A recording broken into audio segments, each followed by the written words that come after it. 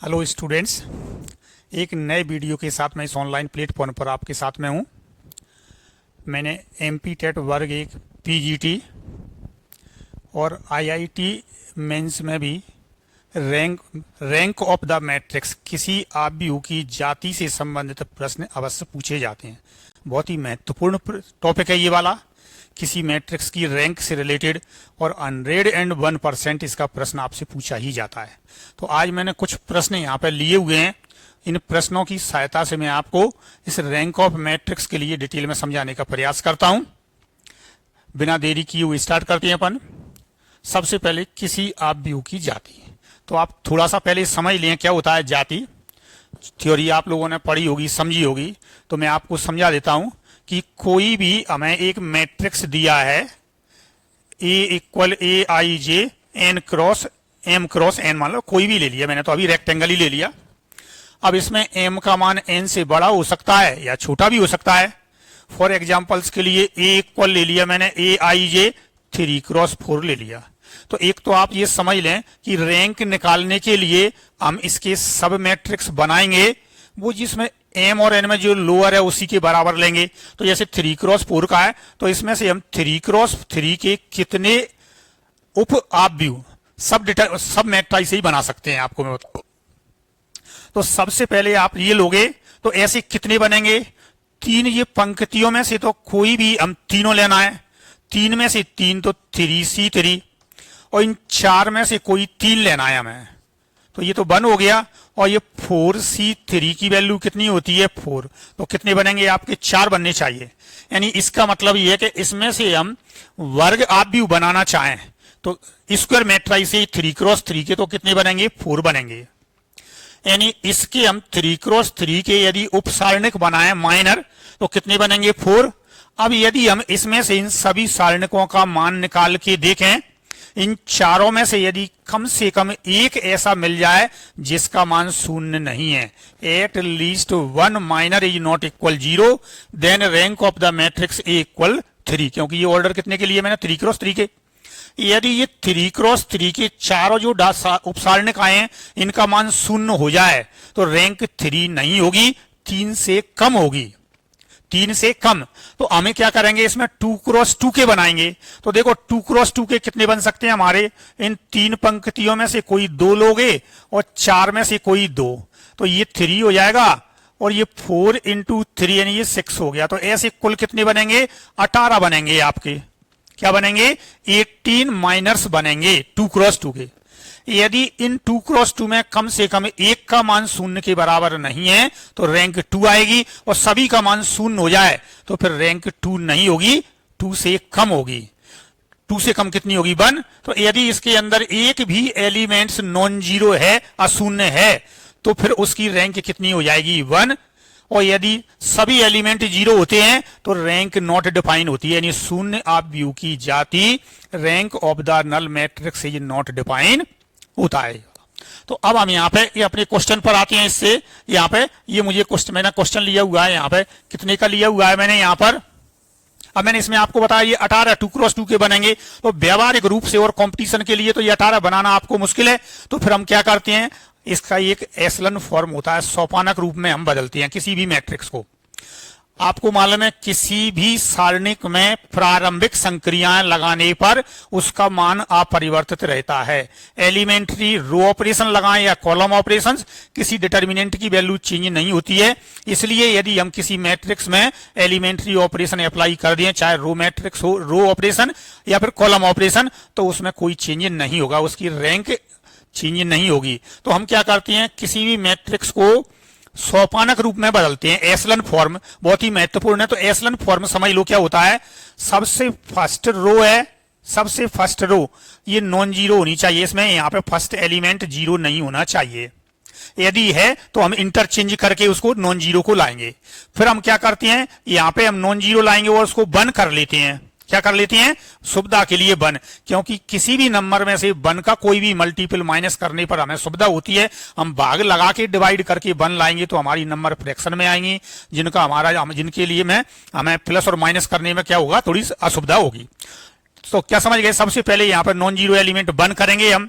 फिर इसके आगे हम देखेंगे या तो ये सभी पूरी लाइनें जीरो हैं, यदि जीरो नहीं है तो इसमें एक जीरो है, तो इसके बाद यहाँ पर नॉन जीरो एलिमेंट होना चाहिए, इसमें दो जीरो फिर नॉन जीरो एलिमेंट, तीन जीरो नॉन जीरो एलिमेंट्स ऐसे। अब 4x4 का ये यहाँ पे, तो या तो इस फॉर्म में ये आ जाए या फिर ये पूरी लाइन शून्य होना चाहिए, यानी उत्तरोत्तर पंक्तियों में हम जाएंगे सक्सेसिव रो में तो शून्यों की संख्या एक एक करके बढ़नी चाहिए, ये वाला। और यदि इसमें ये नहीं है तो फिर पूरी लाइन जीरो। तो यदि ये वाला पार्ट है तो इसमें अशून्य पंक्तियों की संख्या देखते हैं, नंबर ऑफ नॉन जीरो रो वो हमारी रैंक के बराबर होती है, यानी रैंक ऑफ ए इक्वल होती है, रैंक ऑफ ए इक्वल होता है number of non zero row in echelon form of the given matrix. दिए हुए आव्यूह के सोपानक रूप में अशून्य पंक्तियों की संख्या उस आव्यूह की जाति के बराबर होती है। तो सबसे पहले हम अपने इसी मैट्रिक्स पर आते हैं। तो देखो ये जीरो दिया है तो इसको तो मुझे यहाँ पर नहीं लगी, मेरा 1 पास में दिया है, तो मैं सबसे पहले क्या कर रहा हूं यहाँ पर R1 और R2 को इंटरचेंज कर लेते हैं भाई। R1 और R2 को इंटरचेंज किया तो ये यहाँ पे इक्वल की जगह इक्विवेलेंट का साइन आता है। अब ये यहाँ पे मैं आपको फर्स्ट जो क्वेश्चन है इसको सॉल्व कर रहा हूं, तो मैं एक तरह से बिल्कुल डिटेल में आपको समझा रहा हूं, बाकी हम ऑब्जेक्टिव टाइप में फिर डायरेक्ट कर देंगे। 0 2 3 1 4, इसके बाद है मेरा कितना 2 3 8 6 1 3 4 4 2 1। अब हम क्या करेंगे, ये नॉन जीरो आ गया, इसमें तो जीरो आ ही गया। सबसे पहले इन दो को जीरो करोगे तो इसमें से इसका 2 टाइम्स करोगे। R3 में से करना है आपको 2 इंटू R1, इसमें से इसका 2 गुना, और R4 में से करना है आपको R4 माइनस 3 इंटू R1 ये वाला। तो देखिए ये क्या मिल जाएगा आपको 1 1 1 4 3 0 2 3 1 4, इसमें से 2 गुना लिया 0 और ये वाला 0। अब इसमें से इसका ट्वाइस लिया था, इसमें से इसका ट्वाइस लिया है मैंने, तो 3 में से 2 जाएंगे तो 1, इसमें से इसका ट्वाइस लिया 6, इसमें से इसका ट्वाइस लिया तो ये माइनस का 2, इसमें से ट्वाइस लिया तो ये माइनस का 5, इसमें से थ्राइस लिया 0, थ्राइस लेने पर ये 1 हो गया, 3 गुना लिया तो ये 1, 3 गुना यानी कितना आ जाएगा 12 में, 2 में से 12 यानी ऋण के 10, और इसमें से लिया मैंने 3 तो ये माइनस का 8। अब ये वाला काम हो गया। अब मुझे यहाँ पे क्या करना है, देखो ये जीरो तो दिया नहीं है, अब मुझे यहाँ पे सबसे पहले फिर 1 लाना है। ये वाला क्या करूंगा 1, क्योंकि इसमें से घटाना है मुझे, तो मैं क्या करूं इन दोनों रो को आपस में बदल दूं तो ये मेरा 1 इधर आ जाएगा। तो क्या करेंगे हम यहाँ पे R2 को और किसको बदलेंगे R3 को। तो आप देखिए ये मैं यहीं पे करके बता रहा हूं आपको, इसको और इसको मैं बदलूंगा तो ये 2 कहां पे है, जीरो में तो कोई दिक्कत नहीं है, ये मेरा कितना हो जाएगा 1 और ये 2 हो जाएगा। तो देखिए यहां से अपना 1 1 1 4 3, ये 0 1 6 -2 -5, और इसके बाद 0 2 3 1 4 और 0 1 1 -10 माइनस का 8। अब ये नॉन जीरो आ गया, इसमें से इसका 2 टाइम्स माइनस करोगे आप, इसमें से इसका तो ये जीरो आ जाएगा, इसमें से इसको आप माइनस कर दो। तो यहां से मैं आपको ये हटा देता हूं, इधर से ऑप्शन अपने ये थे लिखे ये, तो देखिए आपको कितना मिल जाएगा यहाँ पे, इक्विवेलेंट का साइन रहता है अपना 1 1 1 4 3, और ये 0 1 6 -2 -5, 0 इसमें से 2 टाइम्स किया 0, इसमें से 2 टाइम्स करेंगे, देखो जरा ये 3 था तो ये 12, 3 में से 12 जाएंगे ये माइनस के 9, इसमें से 3 गुना 6 और 1 7, और इसमें से लिया है मैंने ये वाला 3 गुना, तो 15 और 4 कितने हो जाएंगे 19। इसमें से इसको माइनस कर रहे हैं, इसमें से इसको ये माइनस, तो कितना हो जाएगा अपना 0, 1 में से बन गया 0, इसमें से लिया माइनस का 5 और इसमें से लिया माइनस का 8, और इसमें से लिया मैंने किसको ये थोड़ा सा माइनस ये वाला -8 + 5 माइनस का 3 आपका ये आ जाएगा। अब आप आसानी से देख सकते हैं, देखो इसमें 2 0। अब मैं यहां से क्या करूंगा, मुझे इस जगह पर 1 करना है, क्या करना है मतलब इस जगह पर 1 और इस जगह पर 0। तो अब आप आसानी से देखें कि इस जगह पर 0 लाने के लिए इस R4 से मैं किसको माइनस करूंगा, ये वाला देखो जरा, इसमें से ये वाला। तो मुझे क्या करना पड़ेगा, सबसे पहले देखो जरा ये इसमें से इसको माइनस करूंगा तो 1 अप ये 5/9 इंटू R3, तो ये मेरा जीरो आ जाएगा। कितना? जीरो। लेकिन ये तो जीरो नहीं आएंगे, तो देखो जरा 1 जीरो 2 जीरो 3 जीरो, तो इसमें शून्येतर पंक्तियों की संख्या 1 2 3 और 4, तो इसमें अशून्य पंक्तियों की संख्या कितनी आ जाएगी? मेरी 4 आएगी। यानी कि नंबर ऑफ नॉन जीरो रो कितनी आ गई? 4, तो मेरी इसकी रैंक इक्वल टू आ जाएगी 4 आ जाएगी। तो देखो यहां तक तो मैंने पूरा आपको कर ही दिया। अब मुझे इस जगह पर जीरो करना है, तो मैंने क्या किया है, इसमें से इसका 5/9 टाइम्स माइनस कर दिया, तो ये जीरो आएगा। लेकिन ये तो जीरो नहीं हो रहा, तो इसलिए इसमें अशून्य पंक्तियां 1 2 3 और 4 आएंगी, तो इसकी रैंक कितनी हो जाएगी? 4। तो इस तरीके से अब यहां मैंने ये पूरा डिटेल में आपको सॉल्व करके बता दिया है। आप जब भी सॉल्व करें तो आपको तो क्या करना, भले ही इधर पहले जीरो कर लेना, बाद में चेंज कर देना, कोई दिक्कत नहीं है, क्योंकि हम ऑब्जेक्टिव क्वेश्चन कर रहे हैं। नेक्स्ट क्वेश्चन ये दिया है मैंने 4/4 का आपको एक मैट्रिक्स दे दिया भाई, इसकी रैंक हमें निकालनी है। तो सबसे पहले हम क्या करते हैं, यहां से स्टार्टिंग में देखो कोई सेम तो नहीं है, देखो कोई भी लाइन सेम नहीं है। अब हम क्या कर रहे हैं, यहां से इसको एशलन फॉर्म में लेंगे। तो ये तो देखो नॉन जीरो दिया है, 1 दिया है, इसमें से इसको करो, यानी ऑपरेशन कौन सी लग जाएगी आपकी? R2 को कर दो R2 माइनस R1, R3 को करोगे R3 माइनस 2R1। ये मैंने 1 इसलिए बताया था कि 2 टाइम्स 3 टाइम्स करने में मुझे सुविधा हो जाएगी। और R4 को कर दिया मैंने R4 माइनस 3 इंटू R1। तो देखिए ये हमारा मैट्रिक्स कैसे बन जाएगा। फर्स्ट रो में कोई चेंज नहीं है, यहाँ पे देखो 1 माइनस 1 कितना हुआ? 0। ये आ गया 2 माइनस का 3 और 0। इसमें से 2 टाइम्स 0, इसमें से 2 टाइम्स ये माइनस का 2 टाइम्स माइनस का 5, और इसमें से लिए 2 टाइम्स 0।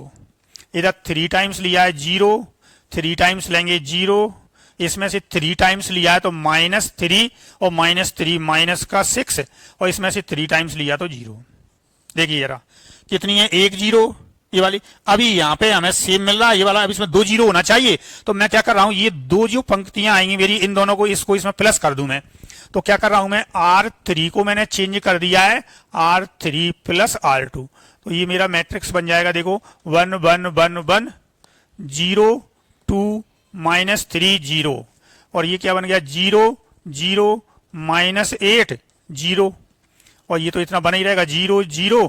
अब और मैं करता जैसे इसको 0 करता, देखो जरा इधर नॉन जीरो हो जाएगा, तो इसलिए इसमें और कोई चेंज। अब ये वाला जो लिया है ना मैंने यहाँ पे, तो देखो जरा ये कितना बन गया, माइनस का क्या किया, ये -8, और ये आ गया मेरा -6 और 0 है। यहां से देखो अब इसमें हम क्या कर, देखो इसमें केवल रो ऑपरेशन लगाते हैं हम एशलन फॉर्म के लिए एक ही तरह से। अब आप ये देखो 2 0 इसमें 3 होना चाहिए, तो अब मैं इसमें से इसको घटा दूं यहाँ पे, भाई ये 0 तो यही ये वाला, इसमें से इसको घटा दूं मैं ये वाला। तो आप ये देखें जरा, इससे इसको करने के लिए क्या करना पड़ेगा, R4 में से करोगे आप R4 माइनस 6 टाइम्स, यानी 6 अपॉन कितना करना पड़ेगा 8 इंटू R3, ये करना पड़ेगा आपको। तो ये कितना हो जाएगा आपका 0। तो देखो ये पूरी लाइन मेरी, ये वाली लाइन 0 0 0 0, और इसमें 0 0 -8 0, और ये 0 2 -3 0 1 1 1 1, ये वाला 1 0 2 0, ये पूरी लाइन 0 हो गई। तो अशून्य, अब ये ध्यान रखना, ये मैंने सब्जेक्टिव एशलन फॉर्म के लिए तो बंद करना जरूरी है। अपन हमें तो केवल क्या निकालना था, एशलन फॉर्म की हेल्प लेकर के उसमें अशून्य पंक्तियां निकालनी है। तो देखो क्या हो गई, 1 2 और 3 आ गई, यानी नंबर ऑफ नॉन जीरो रो कितनी है 3। तो इसकी रैंक कितनी हो जाएगी, 3 के इक्वल आएगी। यानी इस मैट्रिक्स की जो रैंक है वो कितनी आएगी, 3 के इक्वल आएगी। नेक्स्ट क्वेश्चन, एक मैंने ये जनरल अपना मैट्रिक्स है, एक उस टाइप का दे दिया है यहाँ पर, ए इक्वल एक ये मैट्रिक्स आपको दे दिया भैया। अब इसकी रैंक के संबंध में निम्न में से ट्रू हमें स्टेटमेंट बताना है कि सत्य कथन कौन से हैं। अब मैंने कोई न्यूमेरिकल तो दिए नहीं है, ABC जनरल फॉर्म में दिए। अब मैंने आपको डिटर्मिनेंट के जो वीडियो डाले हुए थे उसमें ये एक स्टैंडर्ड डिटर्मिनेंट था, मैंने बहुत सारे स्टैंडर्ड डिटर्मिनेंट आपको एक साथ लिख दिए थे, किसकी वैल्यू कितनी होती है। ये इस टाइप के 3 4 डिटर्मिनेंटों को एक साथ कंपेयर करके तो मैंने ये दिया है। तो अभी हम क्या करेंगे, यदि इसमें हम उसमें जाएंगे एशलन फॉर्म में, तो ये तो अननोन दिए हुए हैं, कोई सॉल्व तो होंगे नहीं। तो क्या करते हैं, इसकी जो वैल्यू होती है, ऐसे 3 से 4 डिटर्मिनेंट है, उनको मैंने आपको बताया है। तो ये देखो, मुख्य विकर्ण के अवयवों का गुणा करके देखोगे तो ये 4th डिग्री का आएगा। 3 घात और 1 4 और 1 शून्य घात, यानी 4 घात का। अब आपको ये 4 5 में डिटर्मिनेंट बताएं तो इसकी वैल्यू में होता है a माइनस बी होता है, b माइनस सी होता है, c माइनस ए, तो 3 घात तो ये हो गई। 4 करने के लिए a प्लस बी प्लस सी ये वाला आता है आपका। यदि इसमें मैं यहां पर आपको पूरा समझा देता हूं, 1 1 1 a b c, a square b square c square होता है, तो केवल यही आता है। यदि यहाँ पर A Q B Q C Q कर दिया तो a plus B plus C आता है। यदि ये a square B square C square A Q B Q C Q, तो 3 और 2 5 घात, तो यहाँ पे आता है A B plus B C plus C A. ये 3 मैंने आपको फिर से रिपीट कर दिए। अब मेरा ये जो डिटर्मिनेंट है ना, ये आ गया भाई। अब इस पर डिपेंड करेगा हमें कि इसमें से कब कब जीरो हो। तो आप ये देखें कि ये वैल्यू मेरी यदि अशून्य होने के लिए ए बी सी तीनों कैसी होनी चाहिए, भिन्न भिन्न होनी चाहिए, और a plus B plus C zero के बराबर नहीं होना चाहिए। तो मैंने क्या दिया, a not equal B not equal C, यानी इतना जीरो के बराबर नहीं है, और a plus B plus C भी जीरो नहीं है, तो ये टोटल जीरो नहीं होगा। 3 क्रॉस 3 का है, तो रैंक कितनी है, 3। इसका मतलब ये सत्य कथन हो गया। अब लिया है कि a b c तीनों अलग अलग हैं, तो ये तो जीरो नहीं है, लेकिन मैंने दिया है a प्लस बी प्लस सी, यानी ये जीरो के बराबर है। 3 भिन्न भिन्न संख्याएं हैं जिनका कैसा योग शून्य है, लेकिन वो आपस में बराबर नहीं है। जैसे उदाहरण के लिए मैंने 1 और -2 ले लिया, तो इनका सम कैसा हो गया, 0। तो आप ये देखें जरा यहां से, a not equal B not equal C, या ये -1 -2 और -3 ले लिया, ऐसे प्लस का 3, तो ये कैसा आ रहा है, सम तो 0 के बराबर है, लेकिन तीनों अलग अलग हैं। तो ये आ गया a not equal B not equal C और a plus B plus C equal 0। तो इसमें आपको ये 0 करूंगा तो टोटल 0 आएगा। कैसा आएगा, टोटल 0। तो इसका मतलब है ये कितना है, शून्य के बराबर हो गया सारणिक। तो इसकी रैंक 3 नहीं होगी, तो कितनी होगी, फिर 2, क्योंकि ये वाला आपको दिया कोई भी 2, जब जाति कितनी हो जाएगी, 3 नहीं है तो 2। तो 2 के लिए हम इसमें से 2 क्रॉस 2 का कोई भी एक उपसारणिक ले लेते हैं, 1 1 a और b। तो ये कितना आ गया आपका b माइनस ए, और मैंने लिया है कि ये अलग अलग है, कौन सा, ये वाले। तो ये नॉट इक्वल कितना आ गया, 0। तो 2 क्रॉस 2 का 0 नहीं है, इसलिए रैंक कितनी आएगी, 2 के इक्वल। थर्ड दिया है ए बी सी में से कोई भी 2 समान हो। यहां से देखो आप, ए बी सी में से कोई भी 2 समान है, जैसे a बराबर b कर दूं तो ये पूरा 0 हो जाएगा, b बराबर c कर दूं तो ये 0 कर देगा, c बराबर a कर दूं तो ये 0, यानी कि ये पूरा 0 हो जाएगा। इसका मतलब ये होगा कि इसकी जो रैंक है वो 3 नहीं है। तो अब मान लिया जैसे a b के बराबर है, मैंने ये लिखा है कोई 2 बराबर नहीं है।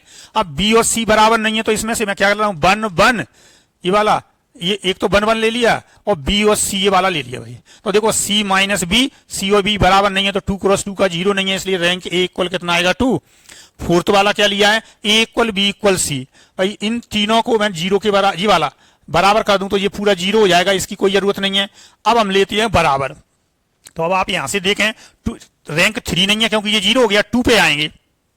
अब 2 क्रॉस 2 के आप कोई भी बना के देख लेना, जैसे ये वाले, तो एक तो यही बनेगा आपका। अब a और b बराबर है तो ये 0 हो जाएगा, b और c बराबर करोगे तो ये 0, c और a बराबर करोगे तब भी 0, यानी कि 2 क्रॉस 2 के सभी डिटर्मिनेंट कैसे आएंगे, शून्य के बराबर आएंगे। तो रैंक 2 नहीं है। अब लेंगे हम 1 क्रॉस 1 का, तो ये कोई भी हो सकते हैं, लेकिन 1 तो कभी शून्य के बराबर नहीं होगा, यानी एक मैंने 1 क्रॉस 1 का डिटर्मिनेंट लिया जो 0 नहीं है, इसलिए रैंक कितनी हो जाएगी, 1। लास्ट में दे दिया for every A B C belongs to R, यानी ए बी सी के सभी मानों के लिए इसकी रैंक 3 है, तो नहीं है, क्योंकि ए बी सी की अलग अलग केस बने हुए हैं, केवल इस केस में 3 है, अदरवाइज 2 भी है, 1 भी है। तो ये कैसा हो, मैंने पूछा था सत्य कथन, तो पहला दूसरा तीसरा और चौथा ये सत्य है, जबकि ये कैसा हो गया, असत्य यानी फॉल्स हो गया हमारा स्टेटमेंट। बहुत ही महत्वपूर्ण प्रश्न है ये वाला। इस तरीके का और कोई दिया हो तो आप स्वयं उसके लिए करें। अब लिया है मैंने यहाँ पे एक थोड़ा सा हटके, आपको ये बुक क्वेश्चन आपको किसी बुक में लिखा हुआ नहीं मिलेगा, मैं आपको बताता हूं, ठीक है।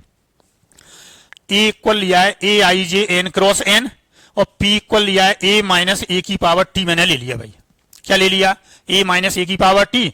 तब मैंने पी की रैंक और एन के बीच में जो पॉसिबिलिटी है वो सब आपको बताई है। एन बराबर 2, तब रैंक ऑफ, सॉरी मुझसे लिखने में यहाँ पे गलती है, ये पी है भाई, ध्यान रखना, ये क्या है, पी। पी की रैंक के बारे में पूछा भैया, रैंक ऑफ पी पूछा, ये ए नहीं था, ठीक है। अब आप देखें जरा, सबसे पहले आपको एक रिजल्ट मालूम है कि कोई भी स्क्वायर मैट्रिक्स दिया हो, ये square matrix N cross N लिया है, इस मैट्रिक्स ए को एक सममित और एक विषम सममित आव्यूह के योग के रूप में अद्वितीय रूप से निरूपित किया जा सकता है। 12th क्लास में भी है और आयर उसमें भी ये पूरा question. Every square matrix can be express as the sum of a symmetric matrix and a skew symmetric matrix. अब आपको मालूम है कि जो ए होता है इसे हम 1/2 ए प्लस ए डैश और 1/2 ए माइनस ए डैश। सममित और विषम सममित की जो थ्योरम दी हुई है आपने पढ़ी होंगे रिजल्ट। तो क्या होता है, ए प्लस ए डैश हमेशा सममित होता है, कैसा, सिमेट्रिक।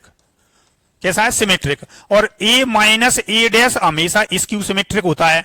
ए चाहे जैसा आप भी दिया हो स्क्वायर मैट्रिक्स, ए प्लस ए डैश ऑलवेज सिमेट्रिक और ए माइनस ए डैश ऑलवेज स्क्यू सिमेट्रिक होता है। तो मैंने आपको जो रिजल्ट दिए हैं वो स्क्यू सिमेट्रिक वाले मैट्रिक्स की रैंक के संबंध में दिए हुए हैं। अब हमें स्क्यू सिमेट्रिक मैट्रिक्स है इसके बारे में हमें पता होना चाहिए। तो उसके रिजल्ट में आपको देखने में ये कि मैंने ये 4 प्रश्न लिए, लेकिन इसी के अंदर मैंने बहुत सारे कंसेप्टों का समावेश कर लिया। तो क्या होता है, कोई भी स्क्यू सिमेट्रिक विषम सममित आव्यूह दिया हो मुझे, मान लिया मैंने यहां पे कोई मैट्रिक्स है ए बराबर 1x1 का तो स्क्यू होता नहीं है, 2x2 का लिया तो स्क्यू सिमेट्रिक की क्या प्रॉपर्टी होती है, मुख्य विकर्ण के सभी अवयव शून्य होते हैं, ऑल डायगोनल एलिमेंट्स आर 0 और equidistant element from principal diagonal are equal and opposite. मुख्य विकर्ण से समदूरस्थ अवयव बराबर और विपरीत चिन्ह के होते हैं। जैसे 0 2 -2, जैसे ये लिया, ये 2x2 का स्क्यू सिमेट्रिक हो गया। दूसरा मान लो 0 1 3 -1 0 -4। अब ये मेरा कितना हो जाएगा, यहां से ये -3 -4 और ये 0। ऐसे देखो ये सभी 0 होना चाहिए, मुख्य विकर्ण से समदूरस्थ अवयव बराबर और विपरीत चिन्ह के होना चाहिए।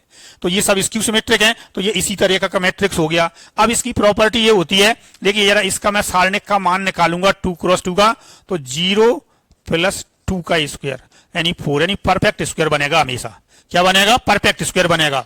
3x3 का आपको मालूम है विषम कोटि के विषम सममित आव्यूह के सारणिक का मान हमेशा 0 के बराबर होता है। एलिमेंट्री ऑपरेशन से 12th क्लास में आप लोगों ने प्रूव किया हुआ है, इसे याद रखना है। मैंने क्या बोला है, every determinant of every skew symmetric matrix of odd order will be 0, यानी विषम कोटि के विषम सममित आव्यूह का के सारणिक का मान हमेशा 0 होता है।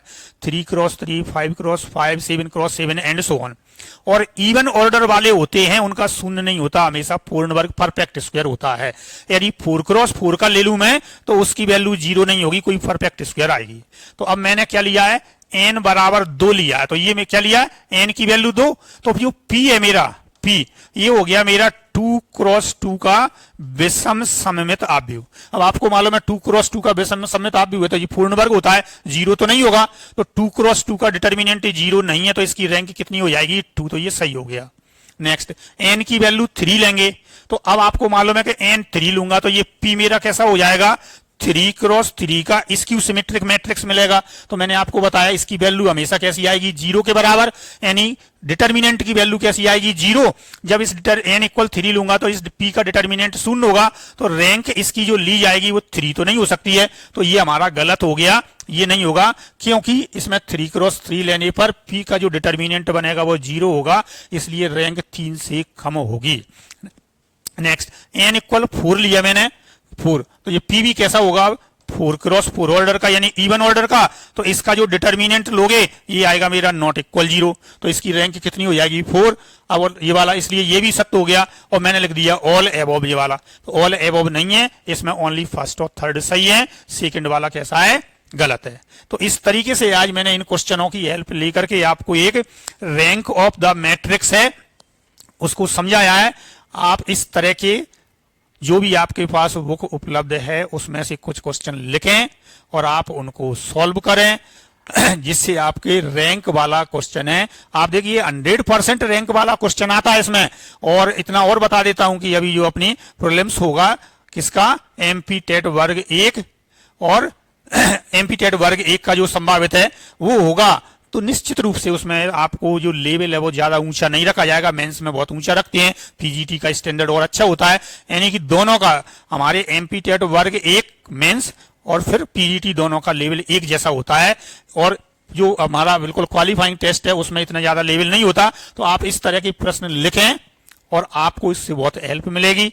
आप सॉल्व कर करके देखें। इसके लिए ऐसे क्वेश्चनों के लिए मैं आपको एक और अभी ये क्वेश्चन में आपके जो पिछला पेपर था वो मैं अभी किसी नेक्स्ट वीडियो में स्टार्ट करने वाला हूं। आपको पेपर सॉल्व कराऊंगा मैं।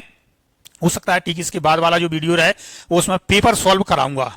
पेपर सॉल्व कराने के बाद में बीच बीच में फिर मैं टॉपिक की वीडियो लूंगा। उससे आपको थोड़ा सा ये पता चल जाएगा कि जो क्वेश्चन दिया हुआ है उसको कैसे सॉल्व करना है, किस टॉपिक से प्रश्न आ रहा है। ये बहुत ही महत्वपूर्ण होता है। इतने बड़े एग्जाम को, इतने बड़े सिलेबस को क्वालिफाई करने के लिए आपको 100% सिलेबस की जगह कुछ सिलेक्टेड टॉपिक्स है उन पर आपका पूर्ण कमांड होना चाहिए। तो आप ऐसे एग्जाम के लिए बहुत आसानी से निकाल सकते हैं। मैं आपको वो पेपर सॉल्व कराऊंगा। उसमें जो प्रश्न पूछे गए हैं उनकी जो भी शॉर्टकट होगी वो आपके लिए बताऊंगा इसमें। इसलिए आप निरंतर इन वीडियो के लिए इसी तरीके से वॉच करते रहें, लाइक करें, शेयर करें, सब्सक्राइब करते रहें और कमेंट्स में आप जरूर लिखें कि और किस तरह के प्रश्नों की आपकी आवश्यकता है। तो मैं उसी तरीके से वीडियो आपके लिए लेके आऊंगा, क्योंकि सभी जो छात्र होती हैं उनका स्टैंडर्ड जो उन्हें ग्रेजुएशन लेवल में पढ़ा हुआ है काफी टाइम से छूटा हुआ है। क्योंकि इसमें बहुत सारे जो बच्चे होते हैं वो कई बार एग्जाम देने के बाद बहुत एज भी ज्यादा हो जाती है, पढ़ा हुआ छूट जाता है। तो वो क्या है कि उनको थोड़ी सी ज्यादा मेहनत करनी पड़ेगी। जो नए स्टूडेंट होते हैं बिल्कुल अच्छी तैयारी करके तो उनकी रनिंग में रहता है, बहुत जल्दी निकाल लेते हैं, उनको थोड़ी सी हिंट की जरूरत पड़ती है। तो इसमें सभी लोग क्या है कि अपने अपना आपको मालूम है आपका लेवल कैसा है, उसी स्तर से आप अपनी तैयारी करें जिससे आपको निश्चित रूप से सफलता मिले। भाई कोई ऐसा छोटा मोटा एग्जाम तो है नहीं, ये एमपी टेट वर्ग एक और पीजीटी वाला गजिस्ट्रेट पोस्ट वाले एग्जाम है। तो मेहनत से ही निकलेंगे, बगैर मेहनत के कुछ नहीं हो पाएगा। आप अदर अन्य जो स्टडी मटेरियल अनावश्यक हो उसकी जगह मैं बिल्कुल टू द पॉइंट चल रहा हूं। आप इतना जरूर करें और जो कर रहे हो वो करते रहें, लेकिन इनको आप बिल्कुल रटते रहें तो आपको सफलता जरूर मिलेगी। धन्यवाद।